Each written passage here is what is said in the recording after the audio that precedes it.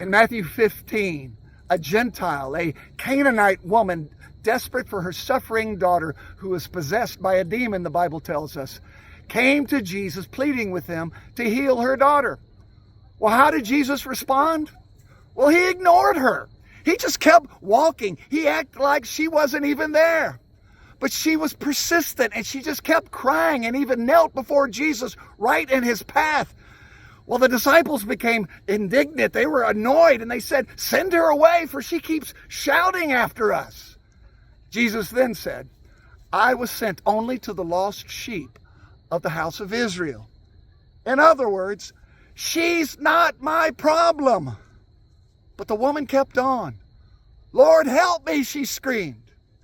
And here it gets really spicy, and it doesn't sound like the Jesus we've all come to know and love. He said, "It's not fair to take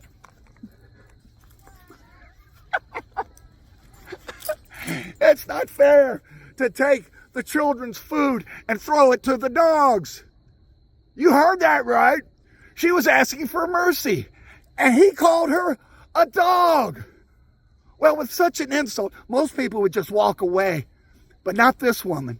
She took the insult and she turned it back on him, saying, "Yes, Lord, well, even the dogs eat the crumbs that fall from the master's table."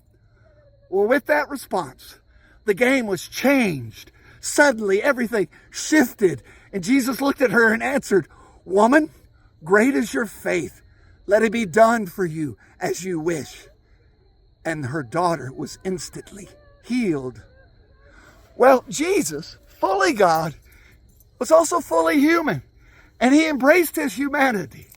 He had to grow and he had to learn, not just as a child, but also into his ministry.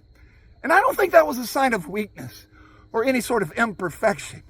I think on a deeper level, it was a revelation of the kind of God that we worship, a God who is relational, a God who listens, a God who doesn't just dictate from above, but one who listens to people in real life, a God who works to widen the circle of belonging and love.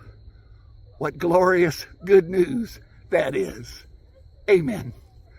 Well, I invite you to join us for worship here at Bellevue Presbyterian Church in the heart of Nashville every Sunday morning at 10:30 in person on Facebook Live. This has been another 2-minute takeaway with Pastor Scott.